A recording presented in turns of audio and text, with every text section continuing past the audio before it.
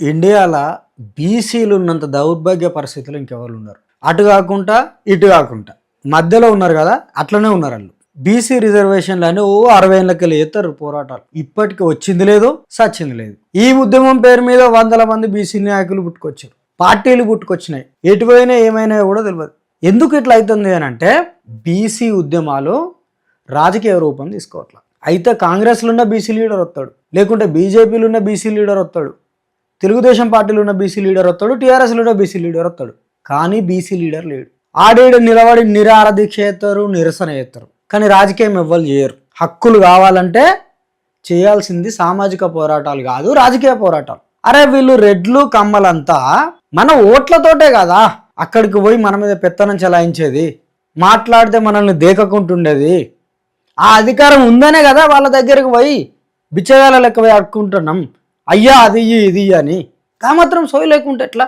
మొన్నాడ నల్గొండల ఒక బీసీ మహిళ నామినేషన్ ఎత్తా అంటే కులం పేరుతో తిట్టి రెడ్లను తేకమై కొట్టి మూత్రం తాగిపించారు. ఒక్క బీసీ లీడర్ అన్న పోయి ఏమన్నా వేసిండాడా? ఈడిక్కడ నిలబడి డిమాండ్లు అని చెప్తా ఉన్నారు. చూడుర్రి, టీఆర్ఎస్లు ఉన్నాయనేమో కేసీఆర్ టీఆర్ఎస్ పార్టీ బీసీలకి ఈ స్థానం కల్పితే ఆ స్థానం కల్పిస్తుంది అని అంటారు. కాంగ్రెస్లు ఉన్న బీసీ లీడర్లు గట్లనే చెప్తారు. మరి అక్కడ అయిన కాడ ఏ కాంగ్రెస్ అయినా వచ్చి ఏమనలే కదా, కాంగ్రెస్ పార్టీ చేసింది అభ్యర్థి టీఆర్ఎస్ వాళ్ళు. ఆ టీఆర్ఎస్ వాళ్ళు కూడా రాకపోయా? ఇలా క్లియర్గా అర్థం చేసుకోవాల్సింది ఏంటంటే కాంగ్రెస్ రెడ్ల పార్టీ, టీఆర్ఎస్ వెలమల పార్టీ. ఇంకా ముందు పోయి మాట్లాడదలుచుకుంటే Congress Reddy Velama party, TRS వెలమరెడ్డి party. ఇది నిజం. 60-70 ఏళ్ళ నుంచి ఉద్యమాలు నడుస్తున్నాయి.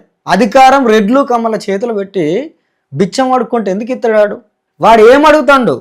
ఏ రెడ్డి మాకు రిజర్వేషన్లు కావాలి, లేకుంటే మాకు రక్షణ కావాలి, మాకు ఇది కావాలి అది కావాలని ఎప్పుడన్నా రోడ్డు మీదకి వచ్చిండా? ఎప్పుడన్నా నిరసనలు ధర్నాలు చేసిరా? రేవంత్ రెడ్డికి అవమానం జరిగింది. అవమానం జరిగితే రేవంత్ రెడ్డి ఏం చేసిండు? రాజకీయ పోరాటం చేసిండు. ఉన్న పలంగా తెలంగాణకు నాయకుడు అయిండు. ఆయన ఎవరు రెడ్డి లీడర్ అనలే, ఆయన ఎవరు మహబూబ్నగర్ లీడర్ అనలే. ఆయన స్టాంప్ వేసుకున్నాడు, పోయిండు. ఎక్కడ ఎవరిని ఎప్పుడు రేవంత్ అయ్యో నాకు అన్యాయం జరిగిందని కోర్టుకు పోతానట్లే, ఆడ గూకుంటానట్లే, ఏ మంత్రిని కలవాలే, సీఎంని కలవాలే. బిడ్డ మీ సంగతి చూస్తా, నన్ను ఇట్లా చేస్తారా మీ సంగతి చూస్తా అని పోయిండు. ఆయనకి ఏ పార్టీ నచ్చితే ఆ పార్టీకి పోయిండు, ఆ పార్టీ లీడ్ తీసుకున్నాడు, ఓట్లు అడుక్కున్నాడు, ముఖ్యమంత్రి అయ్యాడు. కేసీఆర్కి కూడా జరిగింది అదే కదా. మంత్రి పదవి ఇవ్వలే ఆయనకు, ఆయన పోయి అడుక్కోలే కదా, బాధపడలే కదా అయ్యో నాకు ఇవ్వలేదని. ఇంత ఉంటుంది 0.2% ఆయన కమ్యూనిటీ. వచ్చిండు, తిరిగిండు, వాని మీద రెచ్చగొట్టిండు, ఓట్లతోటి సీఎం అయ్యిండు. ఇక మనకు బీసీ లీడర్లు ఉంటారు, కింద ఊకున్న జనాల కంటే మీద స్టేజ్ మీద ఉన్న వాళ్ళతో నిండిపోతుంది, కూలిపోయేంత లీడర్లు ఉంటారు. ఏం లీడర్లు రావాలంటే ఒక్కరికి సొంతంగా బీసీలను చైతన్యం చేసి ఓట్లేపించి గెలిపించుకునే దమ్ము లేదు.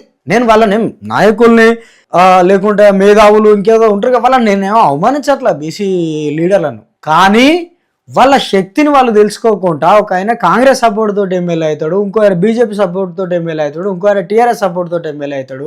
వాళ్ళ బలాన్ని వాళ్ళు తెలుసుకోకుండా మళ్ళీ రెడ్లు కమ్మలు వెలమల సపోర్ట్ తోటి ఎదిగిన నాయకులు తప్పితే సొంతంగా ఎదగలే. ఇట్లాంటి లీడర్లు పోయి మాకు బీసీలకు అది ఇది కావాలంటే బీసీలు ఎట్లా నమ్ముతారు? సర్పంచ్ ఎలక్షన్స్ వచ్చినాయి, ఒక్క లీడర్ అన్నా మా బీసీలు నిలబెట్టాలి, ఇప్పుడు కాంగ్రెస్ పార్టీ 42% రిజర్వేషన్ ఇస్తా అన్నది ఇయ్యలే, పోనీ పార్టీ పరంగా ఇస్తా అన్నది అవి కూడా దిక్కు లేదు. ఇప్పుడు వాళ్ళ రెడ్డి లీడరే కదా కొట్టేది, ఎరా జనరల్ సీట్లో వచ్చి బీసీ పోటీ చేస్తాడా అని. సో జనరల్ సీట్లో రెడ్లు పోటీ చేయాలి, అది వాళ్ళ సిద్ధాంతం. ఈ పంచాయతీలు అన్నీ ఉన్నప్పుడు మీరు బీసీలను నిలబెట్టవచ్చు కదా.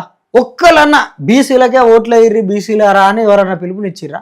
ఒక ఆయన పోయి ఢిల్లీలో ధారణ చేస్తాడట, ఇంకో ఆయన పోయి బెజవాడలో చేస్తాడట, ఇంకో ఆయన పోయి తిరుపతిలో చేస్తాడు, ఇంకో ఆయన బెంగళూరులో చేస్తాడు. తిండి తినకుండా నిరాహార దీక్షలు అవుతారు. ఏమవుతుంది అంటే కోపాలు వస్తాయి కానీ పైసా సంచుల కోసం ఏమైనా చేస్తారా, అటెన్షన్ కోసం చేస్తారా? ఇదైతే అక్కడికి వచ్చే పంచాయతీ ఏం కాదు, అట్లా కనిపించలేదు. రాజకీయ ఉద్దేశం లేని పోరాటాలన్నీ, బానిస పోరాటాలన్నీ బహుజన నాయకుడు కాంశీరామ్ అన్నాడు. ఆయన నిజంగా ఓట్ల పోరాటం చేసి రాజకీయం తెచ్చి చూపెట్టిండు. బీసీలను మంత్రులను చేసిండు, ఎమ్మెల్యేలను చేసిండు, కండక్టర్ను మంత్రిని చేసిండు, హమాలి కూలి పని చేసుకున్నట్టు మంత్రిని చేసిండు. ఇది వదిలిపెట్టి ఎందుకు ఊకే నిరసనలు ఎండల ఆ మండిపోయి ఎండల పోలీస్ దెబ్బలు తిరుగుకుంటా కేసులు వేసుకుంటా ఎందుకు ఇంత ఆగమై ధర్నాలు నిరసనలు చేసుడు? హాయిగా చల్లగా నీడకపోయి మన ఓట్లు మనం వేసుకుంటే అయిపోతుంది కదా. మన బీసీ ఓట్లతోటి కదా కమల అధికారంలోకి వచ్చింది, రెడ్ల అధికారంలోకి వచ్చింది, అంతకుముందు బాపనోళ్ళ అధికారంలోకి వచ్చింది, వెలమల అధికారంలోకి వచ్చింది, వస్తూనే ఉన్నారు. సామాజిక తెలంగాణ కాన్సెప్ట్ తోటే తెలంగాణ ఉద్యమం ప్రారంభమైంది, తెలంగాణ ఏర్పాటైంది. ఎవరికి? ఈ రెడ్లు దొరలకు వ్యతిరేకంగా, రెడ్లు పటేన్లకు, వెలమ దొరలు రెడ్డి పటేన్లు ఇంత పోరాటం చేసి తెచ్చుకున్న తెలంగాణ ఏమైంది?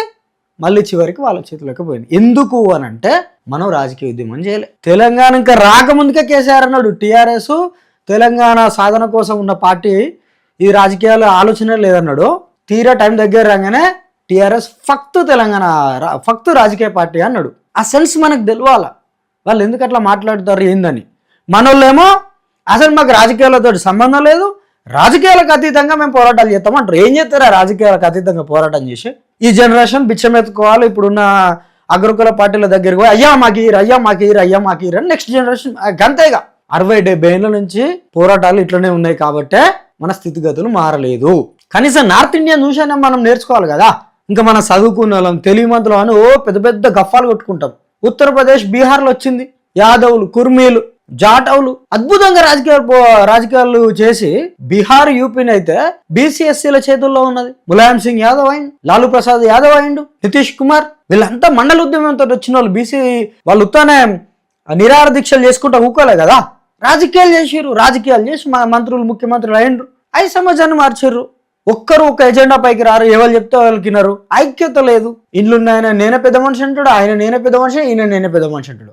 నిజంగా సమాజం మీద ప్రేమ ఉన్నప్పుడు నేను చైర్మన్ ఉండాలి, నేను అధ్యక్షుడు ఉండాలి, నా ఫోటో పెద్ద ఉండాలి ఫ్లెక్సీలా, నేను చెప్పినప్పుడు వినాలి, నేను ఎవరైనా సపోర్ట్లు కొట్టాలి, ఇట్లాంటిది ఆలోచన ఏమి ఉండదు. ఎవడైతే ఐడియా అనేది ముందుకు పోతే బాగుండు అనుకుంటారు. కానీ వీళ్ళమే ఇన్ని ఈగోలు ఉంటాయి. వీళ్ళు నిజంగా ఈ సమాజం కోసం కొట్లాడతారని మనం ఎట్లా అనుకుంటాం? అదేం కనిపించలేదు కదా.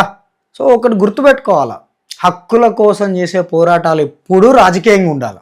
ఐక్యత సామాజిక చింతనతో ఉండాలి. సామాజిక చింతనతో ఉన్నప్పుడు ఎత్తు వంపులు చూసుకోము, వాడు వీడని తేడా చూడము. ఐక్యంగా ఉండి మన బలాన్ని, శక్తిని ఇంకింత కూడా తీసుకొని రాజకీయ పోరాటం చేసినప్పుడు అయ్యో ఓట్లు కొల్లగొట్టిపోతారా అన్నప్పుడు మాత్రమే ఎవడైనా దిగొచ్చి చేస్తారు. కానీ మనోళ్ళు ఐక్యంగా ఉండరా అంటే రాజకీయాలు చెప్తారు. ఈయనొత్తి ఆయనరా, నేనొత్తి ఈయనరానని. పోరాటం ఏమో సామాజికంగా, మాకు రాజకీయాలతో సంబంధం లేదు.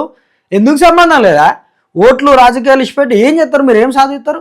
42% అన్న రిజర్వేషన్లు 17 కాళ్ళు ఉన్నాయి. ఏం చేయగలిగిర్రు? బీసీ ఉద్యమాలు చేసే కాంగ్రెస్ వాళ్ళు మరి అధికార పార్టీ కాంగ్రెసే కదా. కాంగ్రెస్ నిష్పెట్టరు, వాళ్ళ పదవులు అట్లనే ఉండాలి భద్రంగా. పిలిచినప్పుడు వచ్చి అనుకుంటారు వచ్చే తలకాయ నొప్పి, ఇది ఏం రిజర్వేషన్లు రాబాయ్ అని. ఆ రిజర్వేషన్ పేరు మీద పదవులు తీసుకున్న వాళ్ళు కూడా కేంద్రంలో అధికారం ఉన్న భారతీయ జనతా పార్టీ, కేంద్రం కూడా చేయదు. దానిలో ఉన్న వాళ్ళు వచ్చి మళ్ళీ ఈ పార్టీని తిడతారు. నువ్వు కదా ఇంకా పార్లమెంట్ కదా పెద్ద చట్టాలు చేసేది. చెప్పు, మీ లీడర్ చెప్పు, ప్రైమ్ మినిస్టర్ మీ పార్టీ కదా, హోంమంత్రి మీ పార్టీ, పార్లమెంట్ అంతా మీ చేతుల్లో. చెప్పరు వాళ్ళకు. ఇక్కడికి వచ్చి ఇక్కడ లోకల్ గవర్నమెంట్ అవుతుంది. కాంగ్రెస్ వాళ్ళు ఏం పోయి ఇది మేం కాదు వాళ్ళని చేయాలి. మంచిగా ఉంటుంది డ్రామా. వాడి మీద వీడి బూటి శ్రేయాలి, వీడి మీద వాడు చెప్పి శ్రేస్తాడు.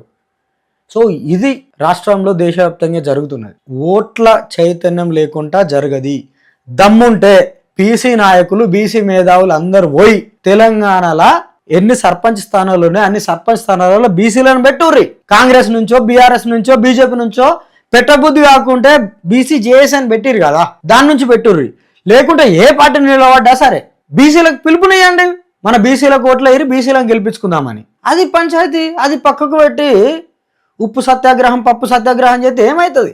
ఇంకో 10 ఏళ్ళకి అట్లనే వేయాల్సి వస్తుంది. మహా అయితే మీకు నిమ్మరసం ఇచ్చి దీక్ష విరింపజేస్తారేమో కానీ హక్కులు రావు. అయితే ఓ 4 చెంచాలు వస్తారు, 4 పదవులు వస్తాయి. వాళ్ళు ఈ సమాజానికి బీసీలకు ఏం చేయరు. వాళ్ళు వాళ్ళ అగ్రకుల నాయకత్వానికి కట్టుబడి ఉండి రేపు పొద్దుగాల మనల్నే తిడతారు, మనల్నే మన వేలుతోటి మన కంటిని ఒడిపిస్తారు తప్పితే మన కోసం నిలబడరు, మన కోసం ఆలోచించరు. సో బీసీ నాయకులు వీరంత తొందరగా రాజకీయ పోరాటం స్టార్ట్ చేయరి. ఓట్లు, సీట్లు, అధికారం ఈ పంతాల పోయినప్పుడు మాత్రమే మనకు వెనుకబడిన తరగతులు బీసీలకు ఉద్ధరణ జరుగుతుంది, వాళ్ళ ప్రయోజనాలు నెరవేరుతాయి. ఆలోచించాలని కోరుకున్న జై భీమ్.